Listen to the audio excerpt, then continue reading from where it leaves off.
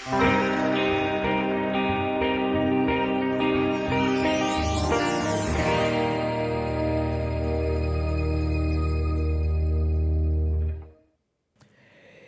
quero ler 2 textos na Bíblia. Esses 2 textos, eles fazem parte do Novo Testamento. O primeiro texto, não na ordem de sequência dos livros. Eu vou ler aí a carta de Pedro, 1 de Pedro, capítulo 4, o verso de número 11. E o segundo texto é o texto de Paulo, escrevendo a sua carta à igreja de Corinto, 1 Coríntios, capítulo 10, verso 31. E o primeiro texto de Pedro diz assim, Pedro falando: se alguém fale de acordo com os oráculos de Deus.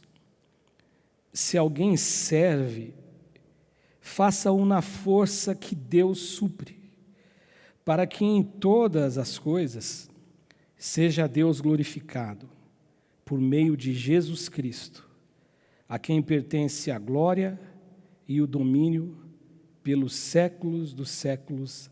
Amém. E Paulo escreve assim: portanto, quer comais, quer bebais, ou façais outra coisa qualquer, fazei tudo para a glória de Deus. Quer comais, quer bebais, ou façais qualquer outra coisa, fazei tudo para a glória de Deus. E hoje eu quero falar sobre isto, exatamente sobre as nossas ações, sobre as nossas atitudes, sobre os nossos gestos, que deveriam, em todo o tempo da nossa história de vida, em todo o tempo, sem exceção de tempo, a cada segundo da nossa existência, desde que a gente comece a compreender as coisas da vida, os nossos gestos, eles deveriam serem gestos que fossem planejados, pensados para glorificar o nome de Deus, para glorificar a Deus. E Deus colocou isso no meu coração para falar com vocês aqui hoje. E aí eu fiquei pensando e lendo alguns textos, lendo alguma coisa na Escritura, e aí você vai encontrar textos que falam a respeito desta questão do homem glorificar a Deus no Antigo Testamento, da necessidade que o homem deveria ter e entender de como é importante em seu viver que todos os gestos, todas as ações, todas as atitudes glorifiquem a Deus. E a gente começa a perceber que isso é uma coisa que sempre existiu no coração de Deus como desejo de Deus relacionado e concernente ao homem. Quando a gente estuda a Bíblia, a gente olha para as Escrituras, a gente vai descobrir e a gente vai perceber exatamente isto, esta vontade, este desejo que Deus tem para comigo e para com você, que a nossa vida, ela seja para a glória de Deus. Isso é uma coisa antiga, porque quando a gente lê o texto de Paulo, a igreja em Éfeso, e quando a gente lê o texto de Paulo para a igreja de Roma, a gente começa a encontrar, a gente se depara com esta questão que eu estou dizendo agora, sobre isto ser algo antigo, o que me faz lembrar, olhando para Paulo e pensar, melhor dizendo, não lembrar, que Paulo ele tinha uma compreensão muito lógica a respeito disso. Por exemplo, quando ele escreve a sua carta aos Efésios, no capítulo 1, ele faz uma afirmação que vem confirmar, que vem corroborar aquilo que eu estou dizendo agora, sobre essa questão deste tema, os homens existirem na vida, os homens se projetarem na vida como homens que carregam no coração a intenção de glorificar o nome de Deus, nós encontramos Efésios, Paulo escrevendo à igreja, aos Efésios, no capítulo 1, no verso 4, dizendo o seguinte: assim como nos escolheu nele. E aí Paulo nos coloca diante dessa realidade antiga, lá nos primórdios de tudo, antes da fundação do mundo. E aí Paulo diz: para sermos santos, para sermos irrepreensíveis perante Ele, e em amor Ele nos predestinou para Ele, para a adoção de filhos. E Deus fez isso por meio de Jesus Cristo, segundo o beneplácito de sua vontade. E ele fala: para o louvor da glória de sua graça, que ele nos concedeu de modo gratuito no amado. E no verso 11 e no verso 12, ainda Paulo continua dizendo: nele digo, no qual também fomos feitos herança, predestinados segundo o propósito daquele que faz todas as coisas, conforme o conselho da sua vontade, a fim de sermos para o louvor da sua glória, nós os que de antemão esperamos em Cristo. E quando Paulo escreve aos Romanos também, ele escreve e diz em capítulo 11, verso 36, um texto, um verso que nós cantamos muito. E Paulo que escreveu esse verso, que nós cantamos: porque dele e por meio dele e para ele são todas as coisas. Porque dele e por meio dele e para ele são todas as coisas. A ele, pois, glória eternamente. Amém. É o que nós cantamos: a ele a glória, a glória, a glória. Ou seja, todo um viver, todo um conjunto de existência deve ser baseado na glória de Deus, para que o nome de Deus seja glorificado. Agora, o que pode acontecer?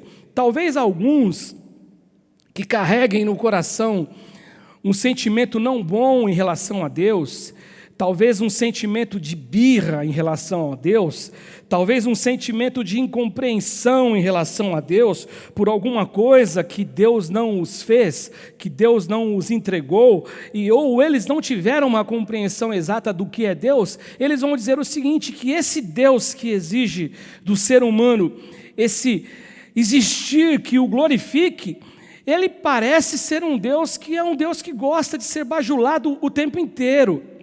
Alguns vão dizer o seguinte: que esse Deus, ele é um Deus que ele precisa, ele necessita, ele carrega no coração essa necessidade mesmo de que todos os homens glorifiquem a Deus, para que ele possa se sentir amado, para que ele possa se sentir seguro. Ou seja, vamos dizer que Deus é um Deus carente, que Deus é um Deus inseguro. Alguém já tentou explicar essa questão do homem ter sido criado para o louvor da glória de Deus como uma possibilidade de que Deus precise de companhia? Mas eu não vejo isso de uma maneira que eu entenda, porque Deus, ele é autossuficiente. Deus, ele existe por si só. Deus não necessita de alguma coisa para que ele se complete. Não, Deus, ele é pleno, Deus, ele é completo. Agora, quando eu vejo então as Escrituras, e quando eu me deparo com essa exigência, entre aspas, ou este convite, eu acredito que a palavra convite se encaixe melhor no perfil de Deus e na maneira de Deus ser, mas quando Deus, ele convida a gente assim, eu entendo que tudo que Deus nos pede, tudo que Deus, ele nos orienta, tudo que Deus nos aconselha, tudo que Deus possa pedir, e ainda que o que ele vai pedir fique parecendo para alguns que ele vai ser o beneficiado, não. Eu carrego no meu coração a convicção de que o maior beneficiado disto sempre será o homem. Por exemplo, fugindo um pouquinho do tema de glorificação, apesar que não, você acaba fazendo isso, você glorifica a Deus, mas quando Deus fala perdoe, aí a pessoa pode pensar: poxa, mas eu estou dando para essa pessoa que me magoou, que me feriu, um perdão que ele não merece. Verdade, talvez ele não merecesse o perdão, ou não mereça, mas nós não merecemos o perdão de Deus. Agora, quando eu perdoo, Deus está dizendo o seguinte: perdoe, porque você será o beneficiado maior. tudo aquilo que amarra você, aquele ranço que prende você, aquilo que não deixa você existir de modo sozinho, sem essa pessoa estar com você no teu sonho, no teu dia, na tua noite, você fica pensando um monte de coisa a esse respeito, você é liberto. Você acaba sendo liberto, ou seja, é um exemplo onde você perdoando, você está glorificando a Deus, que ensina a cada um de nós perdoar, mas é um exemplo claro de que aquilo que Deus nos pede, Ele pensa simplesmente no nosso bem-estar.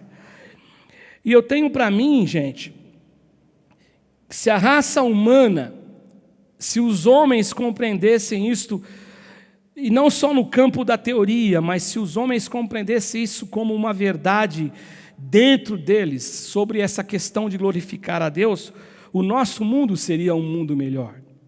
A nossa terra que nós vivemos seria uma terra melhor, porque foi isso que Deus planejou, foi isso que Deus olhou lá no início. E esse problema, então, ele remonta a tempos antigos. Quando eu olho no livro de Gênesis, eu encontro o início de tudo, quando o homem lá no Éden, junto com a sua mulher, e lá no Éden acontece isso, e aí de repente a mulher estabeleceu um diálogo com a serpente, e a serpente conseguiu despertar no coração dela, e no coração então do homem, da criação humana, do ser humano, esse desejo de ser aquilo que Deus é.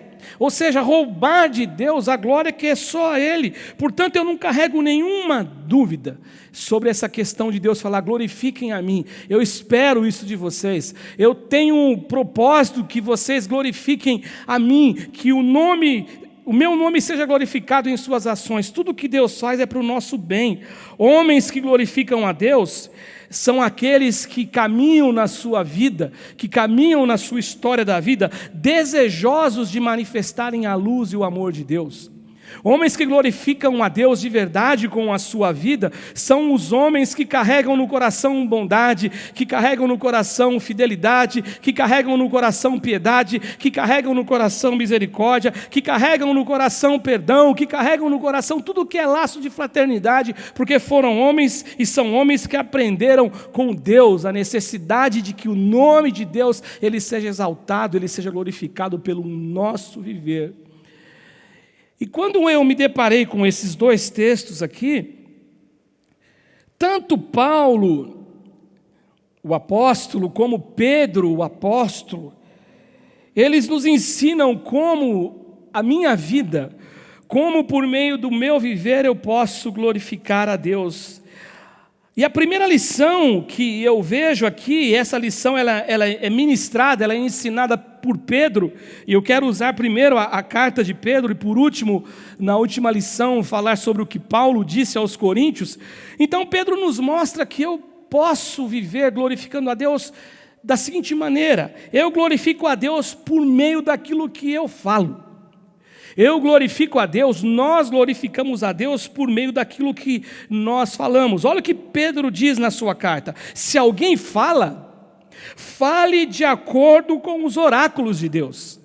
E Pedro, a orientação de Pedro então, nesse texto, nesta carta, nessa primeira carta, é que o nosso falar, ele não deve ser de qualquer jeito. Mas o nosso falar, ele deve sempre, quando você vai falar alguma coisa, você deve sempre pensar o seguinte: o que eu vou dizer, o que eu vou falar, vai gerar um fruto bom no ouvido, no caso, a gente fala ouvido porque está ouvindo, mas no coração, na alma de quem está ouvindo. O que eu vou falar vai servir para que o nome de Deus seja glorificado por meio do que eu estou dizendo, porque a fala de um ser humano, as palavras que um ser humano ele produz na sua vida, tudo que nós falamos tem muita repercussão sempre, e essa repercussão, ela pode ser tão positiva, como ela pode ser destrutiva, negativa. Mas se o desejo aqui é glorificar a Deus, Pedro diz o seguinte: eu tenho que ter um direcionamento. Pedro está dizendo, se alguém fala, Fale de acordo com os oráculos de Deus. Se a minha fala, se o meu desejo, na verdade, é glorificar a Deus, o direcionamento, então, do que eu vou dizer, das minhas palavras, da minha fala, tem que ser de acordo com os oráculos de Deus. Ou seja, oráculos de Deus aqui, manifesta através da Escritura, significa, tem como significado para nós, a vontade de Deus. Tem como significado para nós a orientação da palavra de Deus. Então, o que Pedro está dizendo, se o meu falar, se o desejo daquilo que eu falo, é que o nome do Senhor Deus ele seja glorificado, o meu falar tem que ser um falar de acordo com a palavra de Deus, os oráculos de Deus. Tem que ser um falar, em segundo lugar, de acordo com a vontade estabelecida pelo próprio Deus. E Paulo, ele confirma isso quando ele escreve a sua carta aos Efésios, no capítulo 4, no verso 29, quando Paulo fala assim, não saia da vossa boca nenhuma palavra torpe, e sim unicamente aquela que for boa para a edificação, conforme a necessidade, e assim você transmite graça àqueles que ouvem. E muito embora toda vez que a gente lê esse texto de Efésios 4, 29, e as primeiras vezes que eu li, ou as primeiras vezes que eu ouvi alguém explicar, quando mesmo em dúvida eu perguntei, palavra torpe, a gente sempre pensa num palavrão, que não deixa de ser verdade, mas só que o texto grego, ele traz um significado além do que é palavrão. Ele traz um significado de coisa podre, de uma coisa que vai espalhar, é uma fala que ela não edifica, é uma fala que não abençoa, é uma fala que, pelo contrário, ela vai ter como resultado um espalhar, ela vai ter como fruto uma multiplicação de algo que não tem valor algum para se ouvir, algo que você ouve, mas não traz para ninguém o valor, nenhum valor. Não traz nenhuma coisa boa. Ou seja, aquelas pessoas que ouvem, elas talvez podem ser ensinadas, elas podem ser iniciadas em uma fala que você está dizendo, em uma palavra que você está usando, em um procedimento teu, mas que ele não está de forma alguma, absolutamente glorificando a Deus. Agora, Paulo então está dizendo, não é assim que nós devemos falar. Pedro está dizendo, não é assim que nós devemos falar, mas o nosso falar, Pedro é claro, ele deve ser um falar que tenha no coração e no desejo a preocupação de ser um falar segundo aquilo que Deus tem a ensinar em sua palavra, os oráculos de Deus. Ou em segundo lugar, aquilo que Deus tem como vontade por meio da sua palavra para que a nossa boca seja de verdade algo que dê fruto, algo que abençoe, algo que quando eu digo alguma coisa, as pessoas que vão ouvir vão ser abençoadas. Nós vamos ministrar, como diz o texto de Efésios, nós vamos transmitir graça àqueles que ouvem. Uma segunda lição que Pedro também nos mostra, ainda no texto de Pedro, é que Pedro vai nos mostrar que eu posso glorificar a Deus, e nós podemos glorificar a Deus por meio daquilo que nós fazemos e do modo que nós fazemos. Primeiro é por meio do que eu falo. O que nós temos falado? O que nós temos dito em nosso lar, para os nossos filhos ouvirem, para os nossos amigos do trabalho? O que nós temos dito? E em segundo lugar, para glorificar a Deus, Pedro está dizendo que eu posso glorificar a Deus por meio daquilo que eu faço e do modo que eu faço. E aí o texto de Pedro, ele fala, se alguém serve, continuando o versículo 11, de 1 Pedro 4,11, se alguém serve, faça-o na força que Deus supre. Se alguém serve, faça-o na força que vem de Deus. E eu não sei você, mas eu acho isso muito significativo, porque o que Pedro está mostrando para nós aqui, o que Pedro está desejoso em que os seus leitores tomassem conhecimento, é que eles não se deixassem seduzir pela tentação de achar que aquilo que eles faziam, ou aquilo que eles pretenderiam fazer, pudesse ser algo que ficasse separado da força e do poder de Deus. Então Pedro está dizendo, tudo que vocês fizerem, tudo que vocês colocarem as mãos, tudo que vocês empreenderem a fazer, vocês não devem fazer isso separado de Deus. Nós não devemos fazer isso pensando no sustento próprio, naquilo que nós somos. Eu não marquei o texto, mas é um texto que você conhece bem, Filipenses 4,13, Paulo também tem essa compreensão. Eu posso todas as coisas naquele que me fortalece. Ou seja, eu empreendo todas as coisas, eu tenho capacidade de fazer as coisas, mas eu só tenho essa capacidade por conta de Deus que me fortalece. Ou seja, o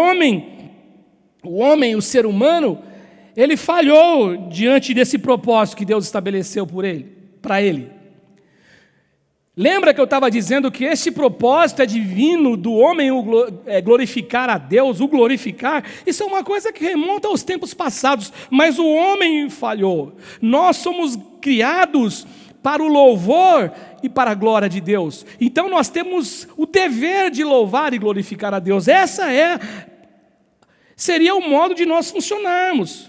Contudo, quando a gente olha nas Escrituras, e eu vou dizer até uma coisa para você, a gente olhando para nós mesmos, a gente vai encontrar na Escritura o que nós vemos na história da humanidade, nós vamos encontrar em nós mesmos o homem olhando para si mesmo, o homem resoluto, o homem decidido, o homem que chegou a essa conclusão de que olhar para si mesmo é melhor e ficar fazendo as coisas separados de Deus. Nós vamos olhar na história da humanidade, é o homem preferindo refletir a sua glória, olhar no espelho e ver a sua glória, o homem refletindo por meio das suas ações e por meio das suas atitudes, coisas que nós vamos vendo que eles estão fazendo. A história nos mostra isso, que o homem faz coisas, o homem fez coisas divorciado de Deus, da força de Deus. E você não precisa nem saber, não preciso nem te falar, melhor dizendo, o resultado disso, você sabe. O homem se afundou no pecado. Isso nos afundou no pecado. O pecado, então, ele nos afasta da glória de Deus. É muito interessante essa coisa que Paulo vai colocar.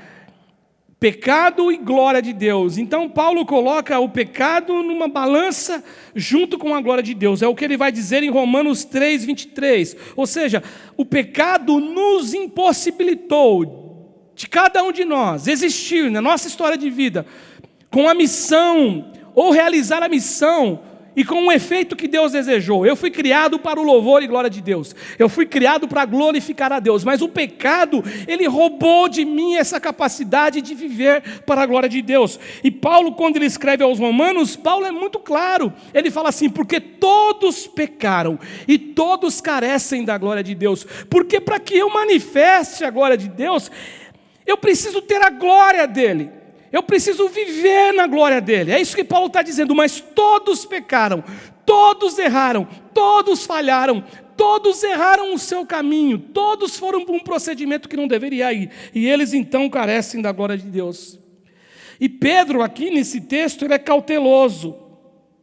E ao mesmo tempo ele é criterioso a respeito dessa verdade.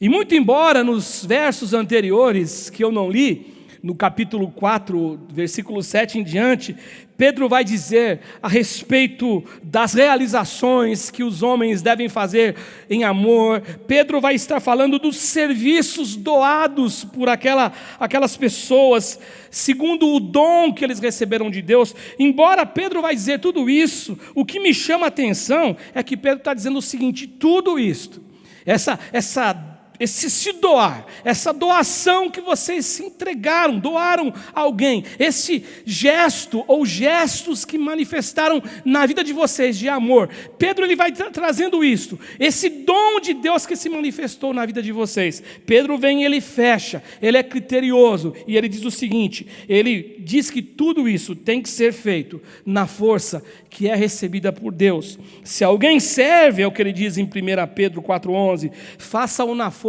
de Deus. Se alguém faz alguma coisa, faça-o na força de Deus. É Deus suprindo, é Deus ajudando, é Deus fortalecendo. Em outras palavras, é por isso que Paulo fala, todos carecem da glória de Deus. Ou seja, Paulo então, ele faz uma ligação, ele liga as duas coisas. O homem consegue e pode glorificar a Deus, mas se ele não o faz por causa do pecado. E o pecado nos afasta da glória de Deus, e a glória de Deus não manifesta aos homens.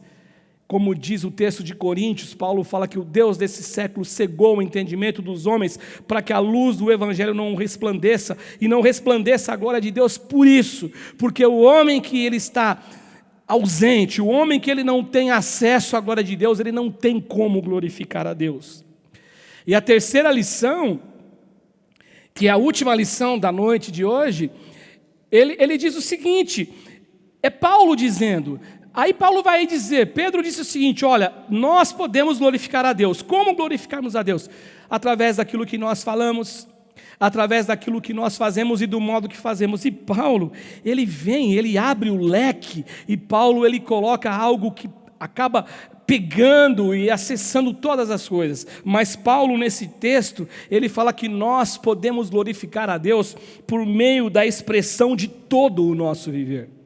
É isso que Paulo está ensinando à igreja de Corinto. Portanto, quer comais, quer bebais, ou façais outra coisa qualquer, fazei tudo para a glória de Deus.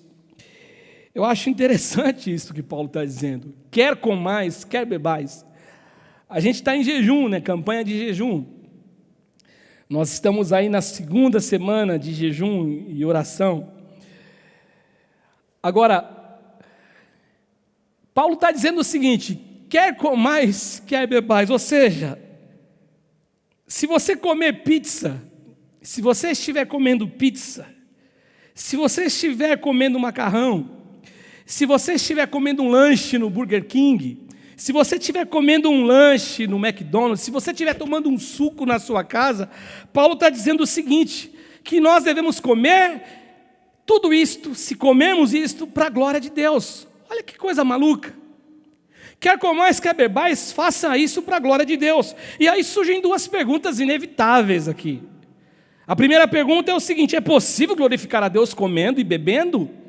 É possível na hora que a gente está comendo, está numa mesa de refeição, está comendo alguma coisa que é saborosa, que é prazeroso, será que com isso você glorifica a Deus? E a segunda pergunta, como que nós glorificamos? É possível então glorificar a Deus comendo? E como nós glorificamos? Só que Paulo, ele não fica limitado apenas às questões do ventre, do estômago. Mas Paulo, ele fala outra coisa, ou façais qualquer outra coisa, façam tudo para a glória de Deus. Então, tudo que eu faço, é possível glorificar a Deus através das minhas atividades? É possível glorificar a Deus através daquilo que eu faço, por meio das coisas que eu estou fazendo? E como eu glorifico a Deus por meio das minhas atividades? São duas perguntas para cada situação, seriam 4 perguntas, mas no fundo são duas relacionadas às questões do estômago, do ventre, e são duas relacionadas às coisas e atividades da vida. Agora, elas são iguais. Eu consigo glorificar a Deus comendo e bebendo, e como que eu glorifico a Deus comendo e bebendo? Eu consigo glorificar a Deus fazendo alguma coisa, e como eu glorifico a Deus fazendo alguma coisa? E eu só consigo enxergar isso por um caminho, eu não consigo enxergar isso por um outro caminho. Eu só consigo enxergar que eu comer, eu beber, eu realizar alguma atividade, eu estou glorificando a Deus quando eu faço, quando eu tenho firme e vivo no meu coração a convicção de que aquilo que eu estou fazendo, eu só estou fazendo, eu só estou comendo porque é Ele que me sustenta, é Ele que me guarda, é Ele que me abençoa. E quando eu penso e concebo a minha existência desse jeito, eu estou dizendo que a minha confiança não está baseada baseada em mim. A nossa confiança não está baseada em nossas forças, mas a nossa confiança está baseada em Deus. E quando nós confiamos em Deus, e quando a nossa confiança para comer, para beber, para vestir, para existir, para fazer, para executar, está baseada em Deus, nós estamos dizendo o seguinte: nele nós estamos satisfeitos, Ele nos satisfaz, Ele nos preenche, nele nós somos realizados. E quando nós existimos desse jeito, nele nós somos satisfeitos, neles nós somos realizados, nós estamos dando glória ao Deus que merece toda a honra e toda a glória. E por incrível que pareça, eu glorifico a Deus até comendo e até bebendo. Tem gente que amaldiçoa a Deus o prato que tem. Agora, nós não podemos ser desse time, não. Nós comemos, nós bebemos, nós nos vestimos, nós podemos fazer qualquer coisa, mas eu estou glorificando a Deus. Eu posso estar passando uma roupa, eu posso estar varrendo uma casa, eu posso estar trabalhando em um outro local, eu posso estar cuidando dos meus filhos, e é isso que Paulo está dizendo. É tudo que nós praticamos na vida, tudo deve ser feito para a glória de Deus. E isto aqui está de acordo com o que Pedro e Paulo ensinam, né? Isso aqui está de acordo com o que Pedro e Paulo estão nos ensinando hoje. E ele está dizendo exatamente isso. Se alguém serve, faça-o na força que Deus supre. E em todas as coisas, Deus seja glorificado por meio de Jesus Cristo, a quem pertence a glória e o domínio pelos séculos dos séculos. Amém. E aí Paulo, ele diz também: portanto, quer comais, quer bebais, ou façais qualquer outra coisa, fazei tudo para a glória de Deus. Eu quero concluir hoje dizendo o seguinte: eu não posso me esquecer disto. Você não pode se esquecer disto. Deus nos criou, Deus nos formou o homem do pó da terra. Deus formou você no ventre da sua mãe. E Deus, Ele nos criou com uma missão, com um objetivo, com uma razão, para que o homem glorificasse a Deus. Portanto, é o meu dever. Portanto, é o nosso dever e é o nosso destino vivemos de modo que a gente glorifique a Deus. Outra coisa que a gente não pode esquecer de forma alguma é que todos falharam. O homem falhou, preferindo mais a glória humana ao invés de glorificar a Deus. Paulo vai dizer isso nas suas cartas. Paulo vai dizer isso, por exemplo, quando ele escreve aos Filipenses, no capítulo 3, acho que é verso 19, em torno disso, cujo fim é a perdição, cujo Deus é o ventre, que fazem tudo para si mesmo e só pensam nas coisas terrenas. Todos falharam. E aí Jesus, Ele veio ao mundo para revelar a glória de Deus. Porque o homem falhou, o ser humano falhou. Essa revelação da glória de Deus, que era um desejo de Deus tão antigo, tão real, tão antes de tudo, Deus, Ele pensou assim, Ele imaginou que o homem fosse assim, só que o homem, ele falhou. E aí Jesus Cristo, Ele se manifestou em carne, o Deus, Ele se manifestou em carne, e Ele morreu na cruz para que Ele pudesse nos salvar deste erro, para que Deus pudesse nos salvar desta falha, para que eu e você, a gente possa viver, depois que nós nos encontramos com Jesus, para a glória de Deus, e manifestar a glória de Deus. E aí quando Ele morre na cruz, Ele nos traz de volta ao trilho, Ele nos trouxe de volta, para que nós possamos, através da nossa vida, expressar a verdade de viver para a glória de Deus. E é isso que Deus espera de mim, é isso que Deus espera de você. É isso que Deus espera de nós. E o último texto que eu marquei é um texto do profeta Abacuque, no capítulo 2, no verso 14, quando o profeta Abacuque diz assim: pois a terra se encherá do conhecimento da glória do Senhor, como as águas cobrem o mar. Um dia isso vai acontecer, porque esse foi o desejo de Deus sempre, que por meio de nós, a gente possa deixar-se cumprir esse verso, que a terra, ela vai ser cheia do conhecimento, da glória, da manifestação da glória de Deus, porque eu só consigo, por meio do meu viver, manifestar a glória de Deus, quando eu tenho acesso à glória de Deus. Por mim eu não consigo, por si só ninguém consegue, mas quando nós temos acesso à glória de Deus, é que nós podemos manifestar a glória de Deus. Que a sua vida, a tua vida, as nossas vidas, elas possam ser vidas que existam com uma única razão e com uma única missão: glorificar o nome do nosso Deus que está nos céus. Por meio do que nós falamos, por meio do que nós fazemos e por meio de expressões tão simples da vida, como comer, como beber, como se vestir, como fazer, como trabalhar, como cuidar de um filho, como ir para o trabalho, mas que tudo seja para a glória de Deus. Amém?